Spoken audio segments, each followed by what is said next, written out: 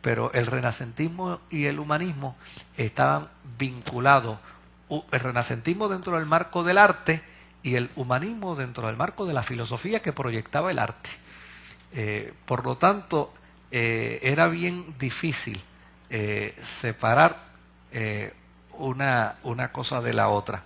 De hecho, muchos de los principales intelectuales de la época vieron en el pasado inmediato una época de decadencia con respecto a la antigüedad clásica. Y desde luego se dedican entonces a fomentar ese renacimiento de la antigüedad clásica, volviendo inclusive a sus fuentes, volviendo inclusive a su lenguaje, volviendo inclusive a su estilo, pero con una nueva cosmovisión, y es la cosmovisión humanista. O sea, por muchos siglos el género artístico estaba vinculado, estrechamente vinculado a la fe. En el renacentismo, fíjese, aún en el renacentismo puede haber atisbos de vinculación de las artes a la fe, pero aún tiene hasta una interpretación totalmente distinta. Las figuras que los artistas hacían antes de la Edad Media, desde el punto de vista religioso, ubicaban a Dios de manera bien grande y al hombre lo reducían. En el renacentismo, en ocasiones, el hombre aparecía tan grande como Dios. Sí.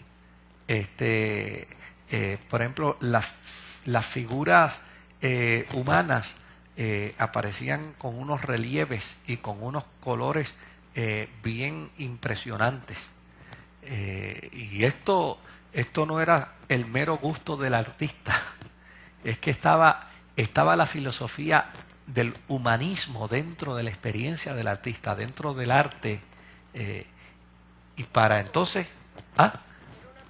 sí, era parte de la corriente. Entonces, para el artista era importante enfocar ese concepto del hombre de una mejor manera, de una forma más asertiva, de una forma más apropiada. Como resultado del Renacimiento, hubo un despertar de las letras clásicas. Ese interés en lo clásico, pues obviamente incluyó las artes.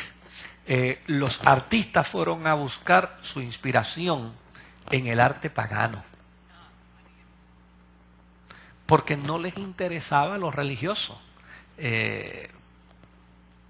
La Edad Media fue un periodo de oscurantismo para la fe, y desde luego las peores historias se hacían de los religiosos, los peores testimonios los tenían los papas.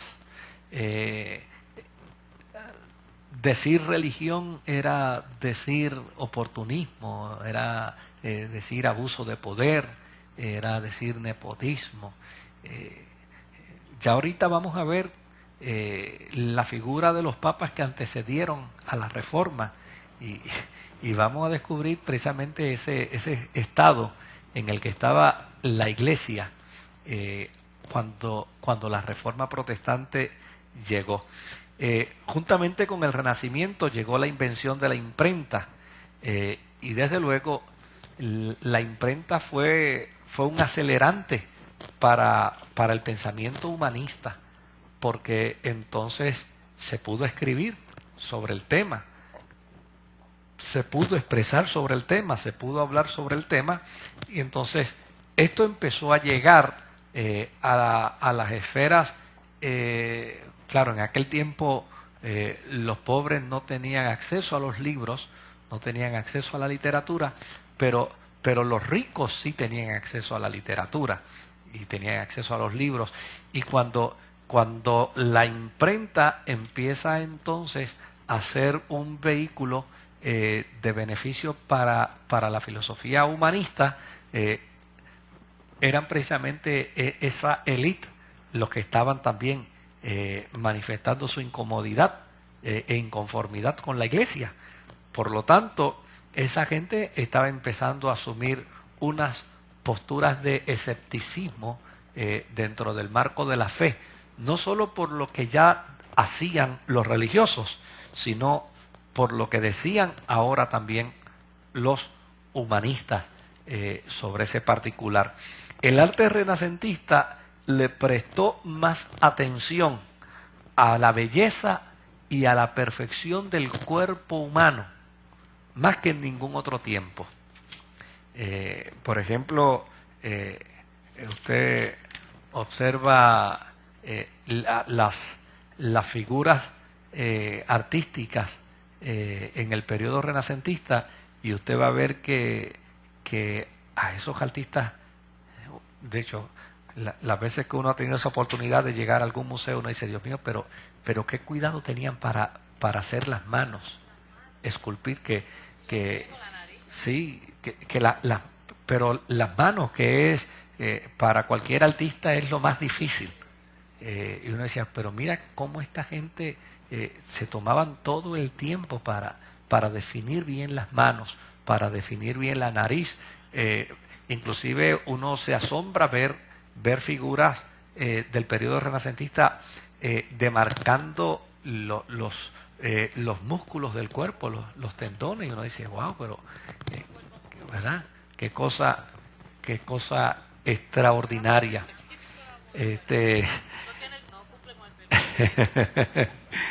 Italia en aquel momento pues gozaba de unas riquezas exuberantes, tenía dinero para construir grandes edificios, y desde luego, si se está dando este nuevo fenómeno renacentista, si está resurgiendo o se está perfeccionando el concepto del arte árabe, que obviamente fue la herencia que se quedó en el siglo XI, pues sin lugar a dudas, la iglesia empezó a reclutar a esos artistas para traerlos a Roma y ponerlos a trabajar dentro de Roma, a fin de que se hiciera de Roma pues lo que Roma merecía ser, si era la sede de la fe religiosa de todo Occidente, porque desde luego ya no se podía decir lo mismo de Oriente, ¿verdad? Pero si era la sede de la fe religiosa de Occidente, y pues Roma tenía que tener lo mejor. Así es que en Roma se utilizan todas las riquezas precisamente para fomentar ese proceso del renacentismo con estos artistas que están llegando de muchos lugares, inclusive de Oriente, están llegando para desempeñarse en esas tareas del arte. Desde luego, como toda competencia de ricos, el arte del renacentismo también cayó dentro de ese esquema. A los ricos también les encantaba contratar a sus artistas para que le hicieran mejores fachadas de sus casas, para que entonces les construyeran palacios, para que les diseñaran algunas estatuas, etcétera, etcétera. Y lo que es interesante es que en ese momento, en otro tiempo, cualquier ciudadano de Roma hubiera pedido que le pintaran un ángel o que le esculpieran la figura de Abraham o la figura de Sara o la figura de algún arcángel. Pero en este tiempo los nobles y los burgueses se interesaron por el arte, pero no se interesaron por el arte religioso, se interesaron por el arte secular. Y esto, pues obviamente, daba más oportunidad al artista secular, al artista que estaba vinculado a la filosofía humanista, para que pudiera exponer mejor sus capacidades y sus dotes artísticos.